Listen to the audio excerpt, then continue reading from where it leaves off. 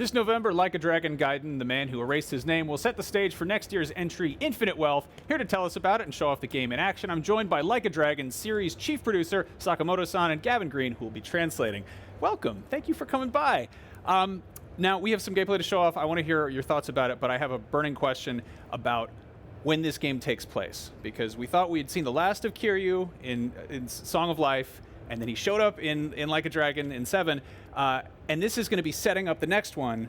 I guess, what kind of time period does this span? And less where does it end off, more where does it start out? 6ではカズマキリュウとさよならしたかなと思ったんですが、このゲームのなんかいつから設定したんですか？やっぱりそう、はい、どうぞ。龍が如く8をすでにもう発表してお分かりだと思うんですけれども、春日一番と桐生一馬のダブル主人公っていう設定でもう龍が如く8を作ってました。So actually, when we said goodbye to him, we were still planning to have him appear as a double protagonist for 8. So this has been kind of a long time, something that we've been thinking about. で桐生一馬自体はですね、龍が如く7で、ちょっと助っ人として春日を助けてくれるような役回りで出てきたんですけれども、その龍が如く7からプレイをしたユーザーの人にとっては桐生一馬っていう人となりがまだちょっと正直つかみきれてないんじゃないかなっていう不安がまずありました。So also in 7, Kazuma kind of appeared as a sort of backup character, and a lot of people who played 7 but weren't familiar with the previous games in the series are probably still wondering, like, who is this character or what's his role within the series? でそこで改めて龍が如く6以降で桐生一馬が何をやっていたのか、どういう人生を歩んでいたのかっていうところをやっぱりしっかりちゃんと作品に残そうと思って、今回外伝という形ですけれども、改めてこういう一つのパッケージとして作ることを決めました。So this game was kind of invented as a spin-off, a Gaiden, but what we really wanted to do with it was talk about what sort of life Kazuma led from the end of 6 to the events in 8. So like what he was doing in the background, what he was up to. This is kind of the goal for this whole game.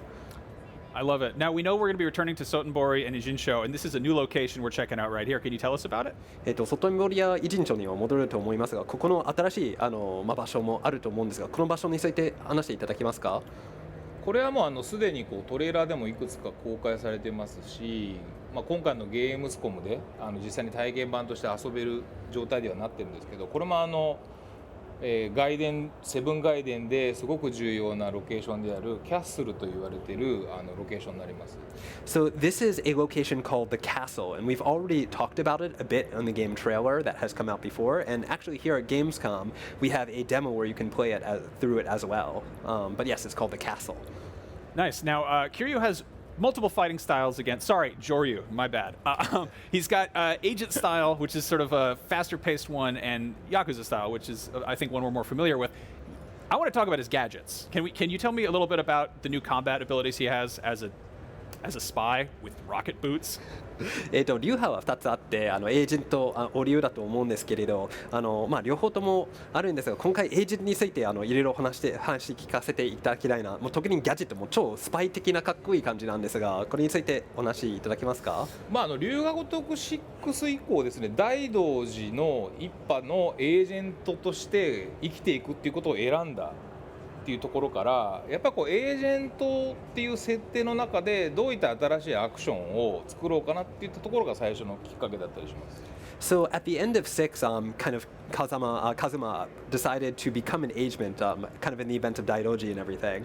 But at that point, like we decided, well, how are we going to show off like how this has changed him, how this has affected his fighting style, and that's what kind of we're showing off here.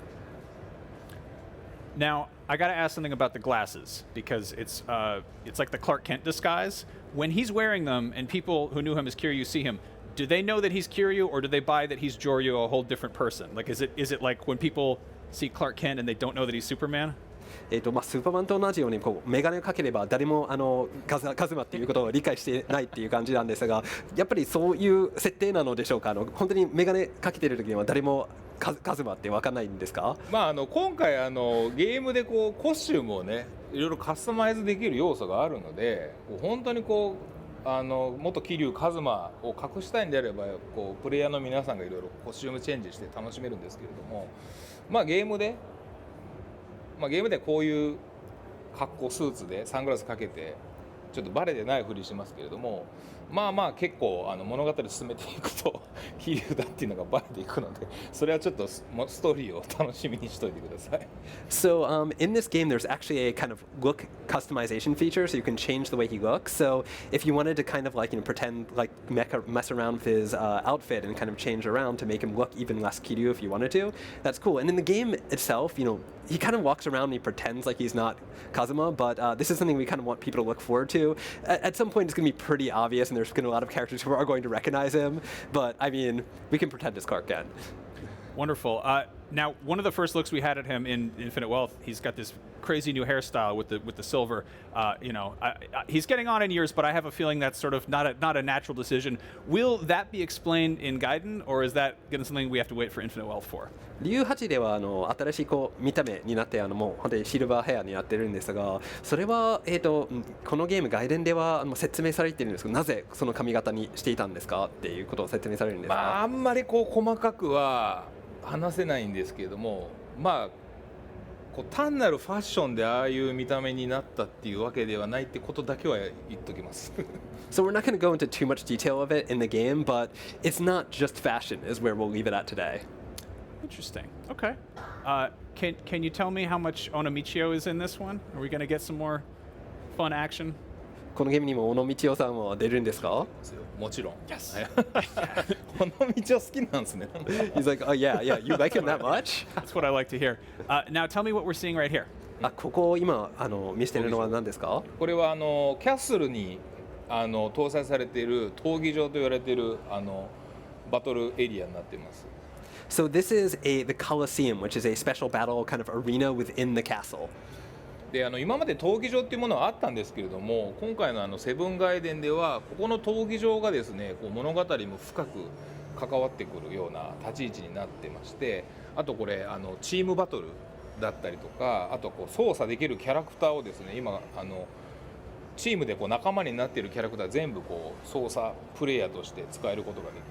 So we've always kind of had a battle arena within these games, but for this game specifically, the kind of relationship of the kind of battle arena to the game is a lot more deep, it's a lot more involved.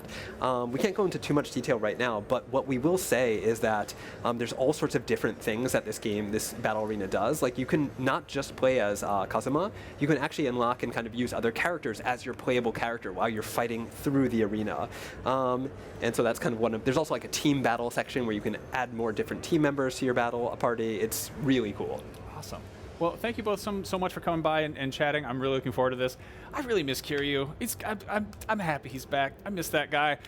Like a Dragon Gaiden, The Man Who Erased His Name is out November 8th for PS4, PS5, Xbox One, Series X and S, and PC. And Infinite Wealth is hot on its rocket-propelled heels sometime early next year. Right now, though, more Gamescom Studio right here on IGN.